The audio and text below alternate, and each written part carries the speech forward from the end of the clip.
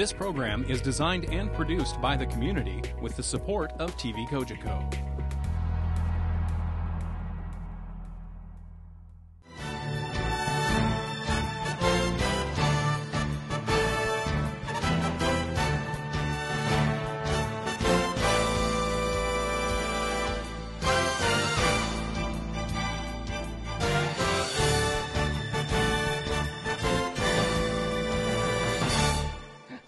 Comes up on TV.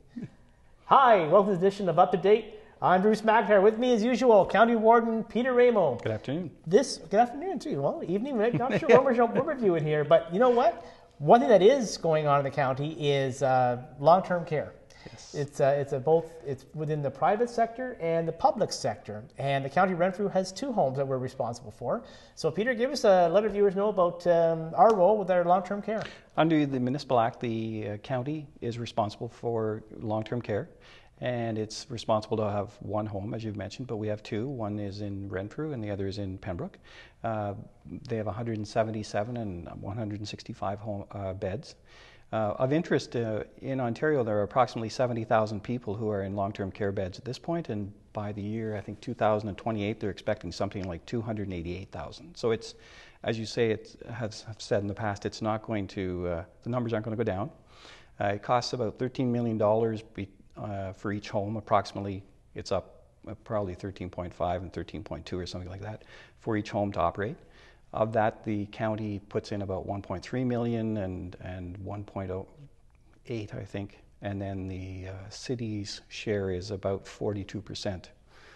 The province kicks in about $7 million, between $7 and $8 million for each home, and then there's revenue raised by the residents of about $3 million for each one. And so they're fairly new buildings, all in good shape, great staff. The level of care is excellent. One of the trends or idiosyncrasies of long-term care homes is they're no longer just homes for seniors, and people don't realize that. There are people there who have any number of ailments or handicaps that don't allow them to reside out in society. And so it's no longer caring for seniors, you're caring for a wide spectrum of people across society, and that's brought some very unique challenges because you have different cultures, different age groups, different expectations. Some people are coming in there now who have addictions issues, and so it's a challenge.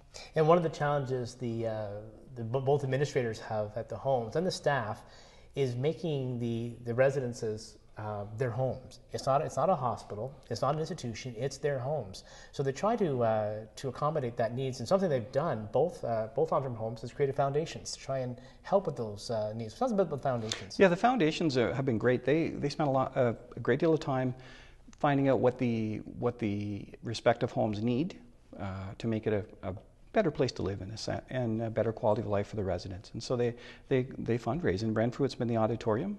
They have recently finished up, or very close to finishing their campaign.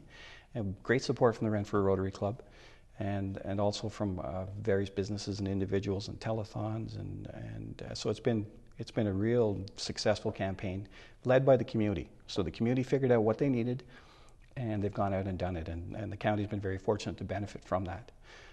The foundation here in Pembroke with Miramichi Lodge has done many wonderful things as well, all geared towards improving the life and quality of life of the residents. So we're very fortunate because that's the way it should be. Is like the community should lead on these things, and then government should backfill. And the community in both instances have led very well, and we've got a great product for people to visit, for people to live there, and for the rest of us who may live there at some point.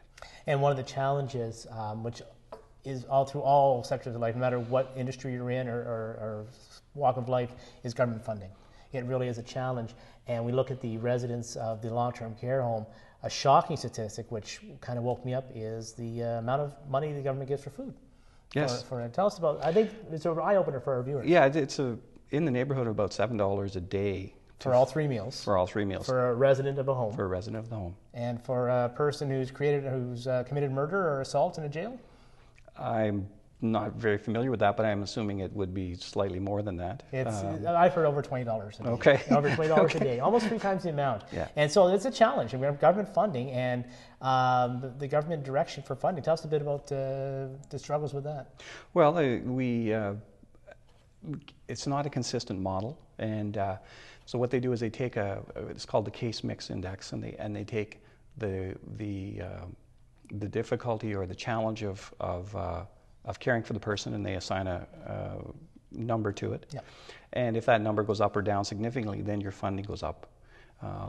We're suggesting a much better model is to pick a baseline and then just increase it on a regular basis throughout annually, and then you can budget for it. Because this year, the county lost about $250,000 between both homes, and that's when you're looking at a $2 million budget item, that's a lot of money. Yeah, and one of the positive things through all this is the role of the staff that work at both homes, because the residents come from all over the county of Renfrew. So it's not just a person in Pembroke may want to stay in Pembroke, but they may end up in Renfrew. So the staff really goes out of their way to accommodate that. Do the homes bring in residents from outside the county? How does that work as far as geography? There are some from Nipissing District, because some of these areas, when you look at, for instance, Madawaska, which is outside of our county, they're affiliated with this county, but there are reciprocal agreements, to cover off some of the funding. So yes, there are people from outside of the area, and there may in fact be some people who originally come from Quebec as well, but they're covered off by funding arrangements with their respective regions or local government. Yeah, and the nice thing about the homes, they also offer respite. Yes. Respite. So maybe tell your viewers about that. Respite is an opportunity for someone to come in for a couple of days. Family can bring them in, make arrangements, a contractual arrangement. That allows the family, whether they have to go away for a wedding in Windsor or whether they just need a weekend, because it can be quite challenging caring for someone on a 24-hour basis, depending on their needs and their ability to move around or to feed themselves or look after themselves. And it's also good for the person too to get away and get to a new environment, get in with people their same age to talk about things, and it may also serve as an opportunity to introduce the facility to them so they can make an informed choice when it comes time to decide if they're going to go there or somewhere else. And that's the nice thing about both Bouldershire Manor in Renfrew and Miramichi Lodge in Pembroke, is that it's part of the community. It really is. Yeah. And if you want to learn more, because they're always looking for volunteers to work on the foundation or to come in and help with the residents, it's an excellent opportunity. You can contact both homes. The website is available on the show, and feel free to go visit them. And you never know when the loved one might be going in there. So that's all for this week on Up to Date with Warden Emon. I'm Bruce McIntyre, and we'll see you next time.